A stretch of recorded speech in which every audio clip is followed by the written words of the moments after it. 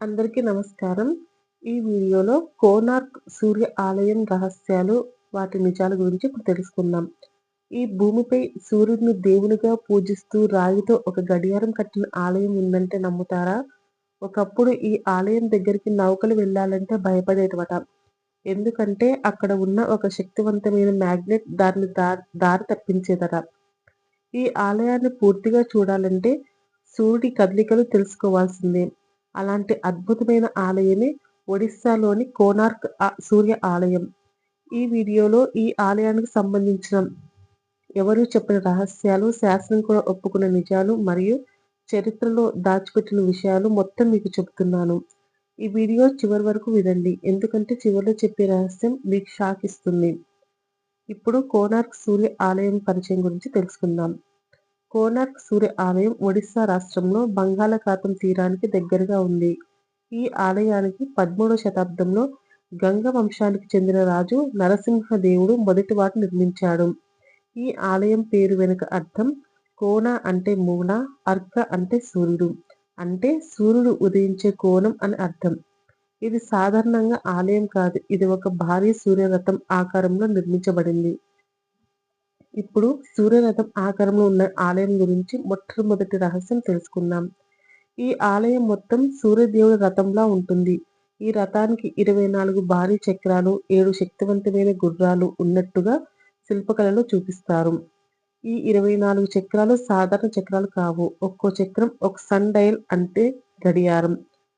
సూర్యకాంతి పడే విధానం చూసి సమయాన్ని నిమిషాల వరకు తీసుకోవచ్చు. అంటే ఈ ఆలయం ఒక భారీ రాయి గడియారం.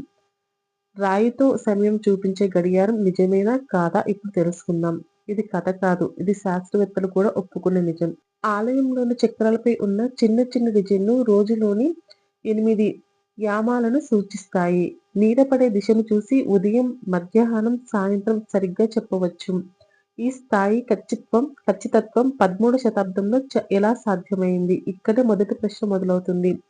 కోనార్క్ మ్యాగ్నెట్ రహస్యం ఇప్పుడు తెలుసుకుందాం.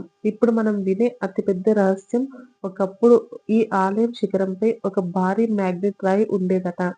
ఈ మ్యాగ్నెట్ అంత శక్తివంతంగా ఉండేదట. సముద్రంలో ప్రయాణించే నౌకలలోని లోహ భాగాలు దారి తప్పిపోయేటివట. అందుకే నౌకలు కోనార్క్ దగ్గరికి రావడానికి భయపడేటివట. కొంతమంది చరిత్రకారుల మాటల్లో బ్రిటిష్ వాళ్ళు ఆ మ్యాగ్నెట్ ని తీసేశారట. ఎందుకంటే తమ నౌకలను ఇబ్బంది అవుతుందని ఆ మ్యాగ్నెట్ తీసేశారట. ఆ మ్యాగ్నెట్ తీసేసిన తర్వాత ఆలయం నెమ్మదిగా కూలిపోవటం మొదలైందని ఒక నమ్మకం. ఇది ఇప్పటికీ పూర్తిగా నిరూపితం కాలేదు, కానీ పూర్తిగా అబద్ధమని కూడా ఎవరు చెప్పలేకపోతున్నారు. ఇప్పుడు ఈ ఆలయం ఎలా కట్టారు? కొన్ని ఆశ్చర్యకరమైన నిజాలు తెలుసుకుందాం. ఈ ఆలయాన్ని నిర్మించడానికి సుమారు 1200 మంది శిల్పకారులు మరియు 12 సంవత్సరాలు పట్టిందని చెబుతారు. ఇక్కడ ఉపయోగించిన రాళ్ళు కొండలైట్, లేటరైట్, చార్నోకైట్. ఒక్క రాయి కూడా సిమెంట్ లేకుండా పర్ఫెక్ట్ గా అమర్చారట. ఇది చూసిన ఆధునిక ఇంజనీర్లు కూడా ఇది అద్భుతమని ఒప్పుకుంటున్నారు. ఇప్పుడు ఆలయం ఎందుకు పూర్తిగా నిలబడలేదో తెలుసుకుందాం. ఇప్పుడున్న కోనార్క్ ఆలయం పూర్తిగా లేదు. అది ఒకప్పుడు 150 అడుగుల ఎత్తులో ఉండేది అని చెప్తున్నారు. కారణాలు: 1 మ్యాగ్నెట్ తొలగింపు, 2 సముద్రపు గాలుల ప్రభావం, 3 దండయాత్రలు. కొంతమంది అంటారు ఈ ఆలయాన్ని ఇస్లామిక్ దండయాత్రల సమయంలో నాశనం చేశారని, కానీ పూర్తి ఆధారాలు మాత్రం లేవు. ఇప్పుడు శిల్పకళలో దాచిన రహస్యాల గురించి తెలుసుకుందాం. ఈ ఆలయం గోడలపై వేల సంఖ్యలో శిల్పకళలు ఉన్నాయట. అవి జీవితం, ప్రకృతి, యుద్ధం, సంగీతం, నృత్యం, ధర్మం. కొన్ని శిల్పాలు మనిషి జీవితంలోని ప్రతి దిశను చూపిస్తాయట. ఇది కేవలం అలంకరణ కాదు, ఇవి ఒక రాయి గ్రంథం. ఇప్పుడు సూర్యకిరణాలు గర్భగుడి రహస్యం గురించి తెలుసుకుందాం. ఒకప్పుడు ఉదయాన్నే సూర్యుడి మొదటి కిరణాలు నేరుగా సూర్యదేవుని విగ్రహానికి తాకేవట. అది కూడా సంవత్సరంలో కొన్ని ప్రత్యేక రోజుల్లో మాత్రమే. ఖచ్చితమైన ఖగోళ శాస్త్రం లేకుండా ఇది సాధ్యం కాదు. ఇప్పటికీ మిగిలిన ప్రశ్నలు: మ్యాగ్నెట్ నిజంగా ఉందా?